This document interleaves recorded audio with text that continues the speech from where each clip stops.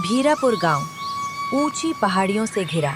गांव के आखिरी छोर पर टूटी मिट्टी की एक झोपड़ी, टेढ़ा दरवाजा और छप्पर से झांकती धूप। वही रहता था हरिया लकड़हारा, फटी कमीज, घिसे चप्पल, कंधे पर पुरानी कुल्हाड़ी और आंखों में थकी हुई मगर जिंदा उम्मीद। हरिया जाग चुका था और गौरी चूल्हे की ठंडी राख में कुछ तलाश रही थी। आज फिर इतनी जल्दी उठ गए। रात को ठीक से सोए भी नहीं, बार बार करवट बदल रहे थे। क्या दिमाग में फिर वही चिंता चल रही है लकड़ी और कमाई की? नींद तो आई थी, लेकिन पेट की खाली आवाज और मन की चिंता दोनों मिल जाए ना तो नींद भी डर के भाग जाती है। आज सोचा है जंगल अंदर तक जाऊंगा, जहां लोग कम जाते हैं। शायद वहां किस्मत इंतजार कर रही हो। तभी गौरी डरते हुए बोलती है, अंदर का जंगल थोड़ा डरावना भी है। रास्ता लंबा है और तुम कल ही तो कह रहे थे कुल्हाड़ी भी ढीली हो गई है। संभाल कर जाना, चोट लग गई तो मुसीबत और बढ़ जाएगी। हरिया उसकी बात सुनते ही बोलता है, चोट से डरूं तो मेहनत कैसे करूं, और मेहनत ना करूं तो जीऊं कैसे। आज चाहे जितना समय लगे, खाली हाथ नहीं लौटना चाहता। कुछ खा कर जाओ, खाली पेट ताकत नहीं रहती। मैं देखती हूँ, शायद कल का बचा कुछ मिल जाए। अगर कुछ होता तो तुम पहले ही खा लेती, मेरे लिए बचाकर नहीं रखती। सच बताओ, घर में है क्या? तभी गौरी उदास लहजे में बोलती है, सच कहूँ तो बस पानी और थोड़ा सा नमक। चलो, आज नमक भी अमीरों जैसा लगेगा। तभी गौरी नमक और एक सूखी रोटी कपड़े में बांध के उसे रख देती है। कभी कभी सोचती हूँ, इतनी मेहनत करने वाले इंसान की झोली खाली क्यों रहती है और बिना मेहनत वाले भरे क्यों रहते हैं। हरिया पानी पीता है, कुल्हाड़ी उठाता है, दरवाजे से निकलते समय झोपड़ी को देखता है और जंगल की ओर निकल जाता है। गली में चौपाल पर बैठे लोग उसे देखते हैं। अरे अरे, रास्ता दो, रास्ता दो। भीरापुर का महान लकड़ी सम्राट आ रहा है। आज पूरा जंगल खाली करके ही लौटेगा। तभी साइड में खड़ा कबीर हंसते हुए बोलता है, पहले अपनी झोपड़ी की छत तो बदल ले महाराज, फिर जंगल बदलने जाना। हरिया, सच बता, लकड़ी काटने जाता है या पेड़ों से माफी मांगने? इसकी कुल्हाड़ी से ज्यादा धार तो मेरी रसोई की छुरी में है। हरिया गुस्से में बोलता है, हंसी उड़ाने से किसी की थाली नहीं भरती और मेहनत करने से किसी की इज्जत कम नहीं होती। आज तुम हंस रहे हो, कल शायद समझोगे। और कभी कबीर हंसते हुए हरिया को बोलता है, और सुन, शाम को खाली आया ना तो मेरी दुकान पर बोरी ढूंढने आ जाना, दया कर दूंगा। दया नहीं, मौका देना, वो ज्यादा बड़ा होता है। हरिया बिना पीछे देखे आगे बढ़ जाता है। कदम भारी, लेकिन इरादा अभी भी जिंदा। जंगल का रास्ता, सूखे पत्तों की आवाज, ठंडी हवा और गहराता सन्नाटा। हरिया पेड़ों को देखकर बोलता है, तुम पेड़ लोग कितने खुशकिस्मत हो। हर साल नए पत्ते, नई शुरुआत। और मैं, वही पुरानी कोशिश, वही पुरानी जद्दोजहद। फिर भी आज दोस्त बनकर साथ देना। उसे एक मोटा सूखा पेड़ दिखता है। वो कुल्हाड़ी उठाता है और वो पेड़ को काटने लगता है। तभी अचानक उसकी कुल्हाड़ी का हत्था टूट जाता है। नहीं, अभी नहीं। जब हिम्मत जोड़ता हूँ तभी औजार टूट जाता है। ये कैसी परीक्षा है? ताकत कम दी है तो रास्ता आसान दे देता, रास्ता मुश्किल दिया है तो ताकत बढ़ा देता। हवा तेज चलती है, पत्ते जोर से हिलते हैं। ठीक है, हार नहीं मान रहा, बस थोड़ी देर बैठ रहा हूँ। दोपहर ढल रही थी, सूरज पेड़ों के पीछे झुकने लगा था। हरिया टूटे हत्थे वाली कुल्हाड़ी लेकर जंगल के भीतर और आगे बढ़ता जा रहा था। उसके कदम थके थे, मगर मन अभी हार मानने को तैयार नहीं था। आज अगर ऐसे ही लौट गया ना, तो गौरी की आंखों में उम्मीद की लौ और छोटी हो जाएगी। नहीं, कुछ तो लेकर जाऊंगा, चाहे छोटी लकड़ी ही क्यों ना हो। तभी दूर उसे धुएं की हल्की लकीर उठती दिखाई दी, जैसे जंगल के बीच कोई आग जल रही हो। जंगल के इस हिस्से में धुआं, यहाँ तो कोई आता भी नहीं। कौन हो सकता है? वो सावधानी से आगे बढ़ा और एक पुराने बरगद के पेड़ के नीचे एक बूढ़ा साधु बैठा दिखा। सफेद दाढ़ी, शांत चेहरा, आंखें बंद। पास में छोटी सी अग्नि जल रही थी। आ गए बेटा। मैं सोच ही रहा था, आज देर क्यों कर दी तुमने? बाबा, आप मुझे जानते हैं? हम पहले कभी मिले हैं क्या? मिलने के लिए सामने आना जरूरी नहीं होता। सच्चे परिश्रम की आहट दूर तक सुनाई देती है। हरिया बाबा की बात सुनकर शांत लहजे में बोलता है। मैं तो बस एक गरीब लकड़हारा हूँ। मेरी आहट कौन सुनता होगा? जंगल सुनता है, समय सुनता है, और ऊपर बैठा न्याय भी सुनता है। बाबा, अगर सब सुनते हैं तो मेरी खाली झोली क्यों नहीं देखते? मेहनत पूरी करता हूँ, फिर भी फल आधा भी नहीं मिलता। फल कभी मेहनत के तुरंत बाद नहीं आता। पहले धैर्य आता है, फिर परीक्षा, फिर फल।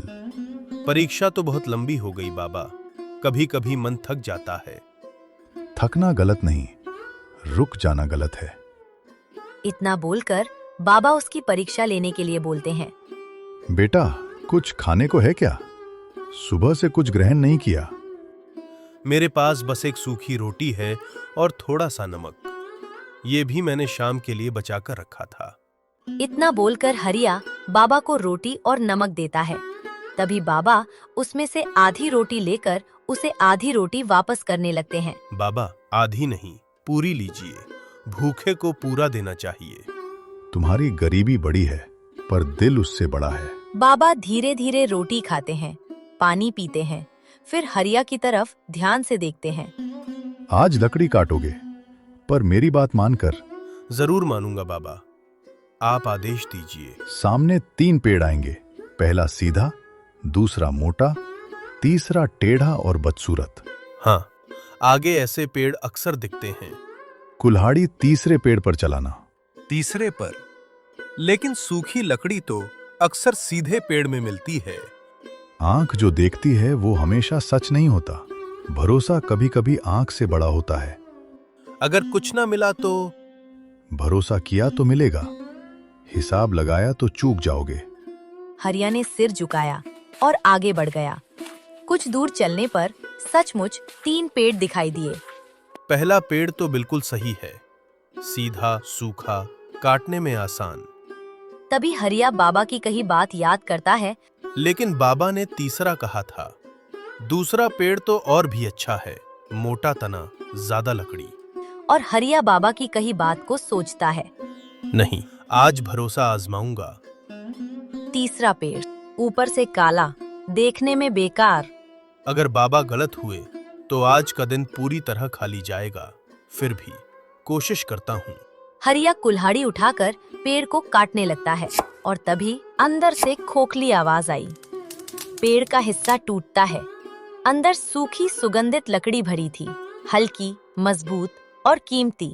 अरे, ये तो बढ़िया कारीगरी वाली लकड़ी है। इससे अच्छे दाम मिलेंगे, बहुत अच्छे दाम। हरिया खुशी से पीछे मुड़ता है। बाबा वहां नहीं थे। बाबा, आप कहाँ गए? एक बार और मिलिए, धन्यवाद तो कहने दीजिए।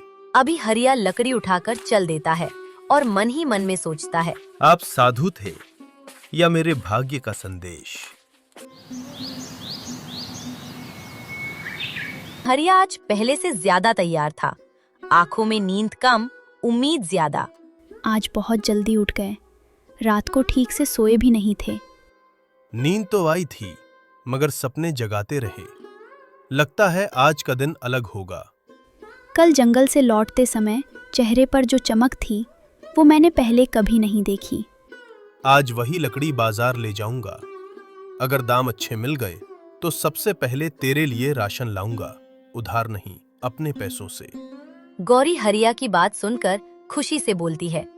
मुझे राशन से ज्यादा तेरी ये बात अच्छी लगी। हरिया लकड़ी का गट्ठर उठाता है। आज कदमों में थकान नहीं, तेजी है। गांव की चौपाल फिर सामने आती है। अरे देखो देखो, आज तो गट्ठर भारी लग रहा है। लगता है इस बार 2 नहीं 4 टहनी काट लाया। संभाल के चलना महाराज, कहीं वजन से नीचे मत गिर जाना। मजाक करना आसान है, वजन उठाना नहीं। कभी कोशिश करके देखना। ओहो, आज तो जवाब भी भारी है। लगता है जंगल ने इसे भाषण भी दे दिया। हरिया बिना रुके आगे बढ़ जाता है। इस बार कदम नहीं रुकते। लकड़ी व्यापारी रामदास अपनी दुकान पर बैठा था। हाँ भाई, क्या लाए हो? जल्दी दिखाओ, समय कम है। जरा ध्यान से देखना मालिक, ये साधारण लकड़ी नहीं है। रामदास हंसते हुए हरिया को बोलता है। हर बेचने वाला यही बोलता है। जैसे ही गट्ठर खुला, रामदास का चेहरा बदल गया। ये लकड़ी तुम्हें कहाँ मिली? जंगल के दक्षिण हिस्से में एक टेढ़े पेड़ के अंदर। ये सुगंधित कोर लकड़ी है, मजबूत, हल्की और महंगी। मतलब आज तुम्हारा दिन अच्छा है।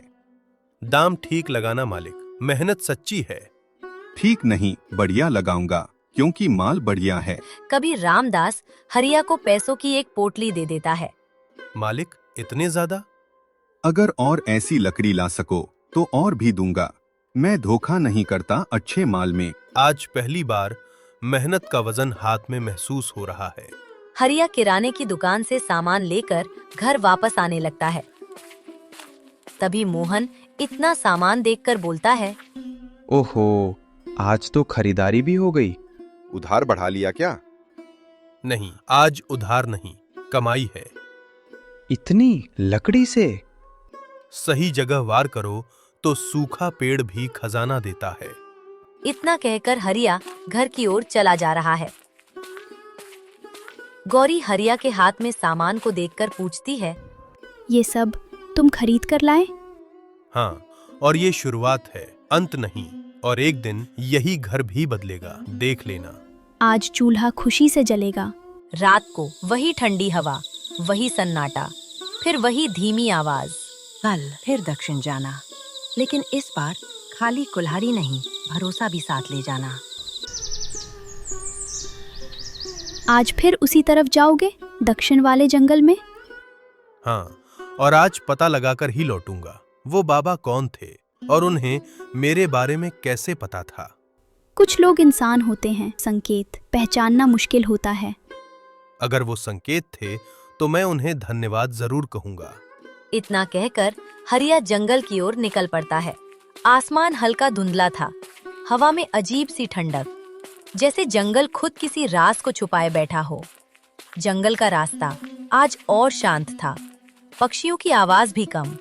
हरिया उसी पेड़ के नीचे देखता है और बोलता है। कल यहीं मिले थे, बरगद के नीचे। आग जली थी, लेकिन यहाँ तो राख भी नहीं है, जैसे कोई आया ही नहीं। तभी पीछे से लकड़ी टूटने की आवाज आती है। हरिया पीछे मुड़ के देखता है। मोहन और कबीर चुपकर उसका पीछा कर रहे थे। अरे वाह, हमारा लकड़ी वाला हीरो यहाँ है। जंगल तमाशा देखने की जगह नहीं है, काम की जगह है। मेहनत की जगह का पता बताया नहीं जाता, कमाया जाता है। बहुत उड़ने लगे हो 2 दिन की कमाई में। देख लेना, जंगल सबको बराबर कर देता है। दोनों आगे बढ़ जाते हैं, लेकिन उनकी आंखों में जलन साफ थी। हरिया नीचे देखता है। सूखे पत्तों के नीचे जमीन अलग रंग की, जैसे कभी खोदी गई हो। यहाँ कुछ दबा है क्या? वो हाथों से मिट्टी हटाने लगता है। कुछ देर बाद लकड़ी का पुराना संदूक दिखता है। ये तो संदूक है। वो खोलता है। अंदर पुराने औजार, नक्काशी वाले, मजबूत, चमकदार, एक नई कुल्हाड़ी, लोहे की धार, संतुलित वजन। ऐसी कुल्हाड़ी तो मैंने कभी देखी भी नहीं। क्या ये मेरे लिए है? हरिया कुल्हाड़ी उठाता है। हाथ में आते ही संतुलन महसूस होता है और फिर वो खुश होकर बोलता है, जैसे ये मेरे हाथ के लिए ही बनी हो। तभी मोहन और कबीर आपस में कुछ बोलते हैं। देख, कुछ मिला है इसे। औजार लग रहे हैं, महंगे होंगे। आज रात लौटकर देखते हैं। इतना कहकर मोहन और कबीर घर वापस आ जाते हैं और हरिया भी औजार को उठाकर घर की ओर आ जाता है। रात गहरी हो चुकी थी, गांव सो रहा था। तभी मोहन और बसीर उसके घर चोरी करने के लिए निकल जाते हैं। हवा धीमी थी, मगर कदमों की आहट तेज। धीरे चल, आवाज मत कर। तूने पक्का यही घर देखा था ना? हाँ, वही औजार यहीं लाया था। दोनों दीवार पार करते हैं, आंगन में उतरते हैं। अचानक तेज हवा का झोंका, दरवाजा खुद ब खुद चरमराकर खुलता है। हरिया, बाहर कोई है क्या? गौरी की आवाज सुनकर वो दोनों वहां से भाग जाते हैं। सुबह की पहली रोशनी। हरिया आंगन में आता है, इधर उधर देखता है। अरे, मेरी कुल्हाड़ी यहीं रखी थी। शायद अंदर रखती होगी तुमने। नहीं, मैं भूलता नहीं औजार की जगह। तभी हरिया मिट्टी पर पैरों के निशान देखता है और शांत लहजे में बोलता है, मिट्टी पर पैरों के निशान, कोई आया था रात में। और तभी गौरी बोलती है, हमारे घर में चोरी हुई है क्या? चोरी की कोशिश हुई है, लेकिन कुल्हाड़ी गई नहीं। देखो, वो कोने में पड़ी है। अच्छा हुआ, बच गई। अब लोग काम नहीं, किस्मत चुराने आएंगे। हरिया फिर दक्षिण वाले जंगल पहुंचता है, लेकिन आज मन भारी है। बाबा, अगर आप सुन रहे हैं तो बताइए, कल रात कोई औजार लेने आया था, अगर ले जाते तो? जो तुम्हारा है वो तुम्हारी परीक्षा लेकर ही जाता है, चोरी से नहीं। क्या मेरी परीक्षा अभी बाकी है? सबसे कठिन हिस्सा बाकी है। ये सुनकर हरिया भारी कदमों से घर की ओर लौटने लगता है। अचानक पेड़ गिरने की जोरदार आवाज। हरिया दौड़ता है। आगे मोहन एक गिरे पेड़ के नीचे फंसा है और तभी मोहन हरिया को देखकर बोलता है, मोहन, मुझे निकाल, दर्द हो रहा है, जल्दी। हरिया मोहन से पहले पूछता है, मोहन, कल रात मेरे घर कौन आया था? मैं, लेकिन आज ये सजा मिल गई, अब बचा ले। मोहन तभी हरिया की तरफ देखता है और बोलता है, देखा तूने गलत काम करने का नतीजा। शुक्र करो पैर पर गिरा है, सर पर नहीं। हरिया नई कुल्हाड़ी से सही जगह वार करता है, तना हटाता है, मोहन को बाहर निकालता है। तूने मेरी मदद क्यों की? क्योंकि मैं तेरे जैसा नहीं बनना चाहता। मैंने चोरी सोची, तूने जान बचाई, फर्क समझ आ गया? तभी बाबा की आवाज गूंजती है, यही असली धार है, औजार की नहीं, इंसान की। अब समझ आया, परीक्षा ताकत की नहीं, नीयत की थी। शाम ढल चुकी थी, जंगल सुनहरा हो गया था, हवा स्थिर, जैसे समय खुद रुककर कुछ देखने वाला हो। मोहन पेड़ के सहारे बैठा था, दर्द कम हो चुका था, लेकिन शर्म बाकी थी। हरिया, आज अगर तू नहीं होता तो मैं उठ भी नहीं पाता। आज समझ आया होगा, दूसरों का रास्ता रोकने से अपना रास्ता छोटा हो जाता है। इतना कहकर हरिया और मोहन दोनों खुशी खुशी घर की ओर चल देते हैं। तो दोस्तों, हरिया की इस कहानी ने हमें एक बहुत बड़ा सबक दिया है। अक्सर हम चमक धमक देखकर दूसरों की कामयाबी या उनकी किस्मत चुराने की कोशिश करते हैं, लेकिन हम ये भूल जाते हैं कि जिस कुल्हाड़ी ने हरिया का साथ दिया, वो सिर्फ लोहे का टुकड़ा नहीं थी, वो उसकी ईमानदारी और सब्र का फल थी।